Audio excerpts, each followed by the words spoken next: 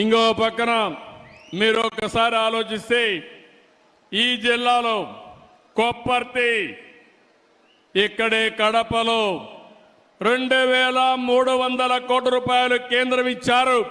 కొప్పర్తిని ఒక పారిశ్రామిక కేంద్రంగా తయారు చేసే బాధ్యత, మీకు ఉద్యోగాలు ఇప్పించే బాధ్యత నేను తీసుకుంటానని చెప్పి కూడా నేను మీకు తెలియజేస్తున్నా. ఇంకో పక్క స్టీల్ ప్లాంట్ కూడా ఉంది, దాన్ని కూడా పర్సూ చేస్తున్నాం. అది కూడా వస్తే ఈ జిల్లా ప్రగతి జరుగుతుంది. ఇంకో పక్క ఇది కాకుండా ఎంఎస్ఎంఈ పార్క్ ఒకటి ఇక్కడ పెట్టి ఇంతకుముందు ఆఫీస్ ఉంది, దాన్ని ఎక్కడా మార్చడం లేదు, ఇక్కడే ఉంటుందని కూడా మీ అందరికీ హామీ ఇస్తున్నా. నా ఆలోచన ఒకటి, ఒక ఇంటికి ఒక పారిశ్రామికవేత్త తయారు కావాలి.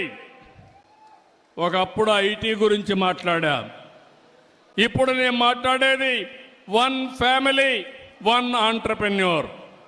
ఒకప్పుడు ఐటీ, ఇప్పుడు ఏఐ, ఆర్టిఫిషియల్ ఇంటెలిజెన్స్. మీ ఫోన్లో మీరు ఏది కావాలన్నా, ఏ సజెషన్ కావాలన్నా తీసుకునే పరిస్థితి వచ్చేసింది. ఈరోజే ఓపెన్ చేయాల్సింది, కానీ కొన్ని కారణాల వల్ల చేయలేకపోయాం. ఈ నెల చివరిలోనే వాట్సాప్ గవర్నెన్స్ తీసుకొస్తున్నా. మీ సెల్ ఫోన్లో మీకు ఏ పని కావాలన్నా ఒక మెసేజ్ పెట్టినా, మీరు మెసేజ్ పెట్టడం తెలియకపోతే మామూలుగా మీరు మాట్లాడినా మీకు ఆ పని చేసి పెట్టే బాధ్యత ఈ ప్రభుత్వం తీసుకుంటుంది. ఆఫీసులకు పోయే పని లేదు, ఆఫీసులే మిమ్మల్ని ఎదుర్కొంటూ వచ్చి మీరు ఎక్కడుంటే అక్కడ పనులు చేసే పరిస్థితి తీసుకొస్తామని కూడా మీకు తెలియజేస్తున్నా.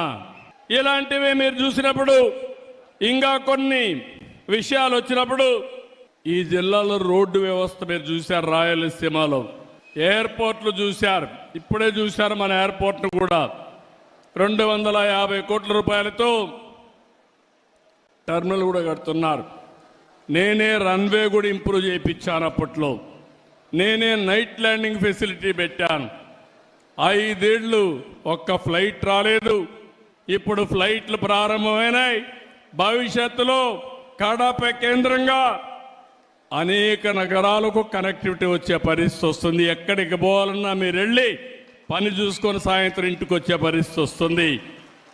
అక్కడి నుంచి కడప నుంచి కూడా మీరు చూస్తే Gandikota one of the most beautiful place. అది ప్రపంచంలోనే 10 బ్యూటిఫుల్ ప్లేసులు గండికోట ఒకటి.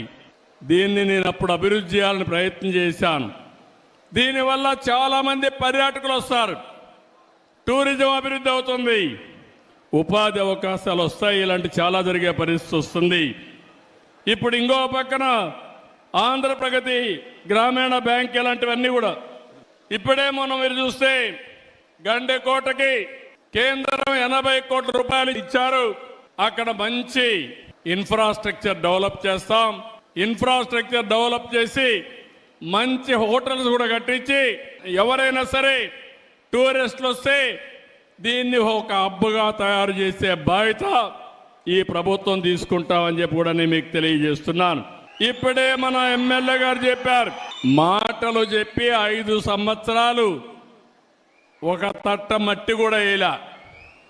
నేను హామీ ఇస్తున్నా, రాజోలి బండ ఆనకట్ట డెవలప్ చేసి 90,000 ఎకరాలకు నీళ్లు ఇచ్చి నీటి ఎద్దడి లేకుండా చేసే బాధ్యత ఈ ప్రభుత్వం తీసుకుంటాం. ఇంకో పక్కన ఇక్కడికి వచ్చినప్పుడు మీరు చూస్తే నాకు ప్రాణ సమానమైన తెలుగుదేశం పార్టీ కుటుంబ సభ్యులందరూ ఇక్కడున్నారు. చాలా హుషారుగా ఉన్నారు మీరు. ఇంకా స్పీడ్ పెంచాలి. ఎన్టీ రామారావు స్పిరిట్ మీద రావాలి.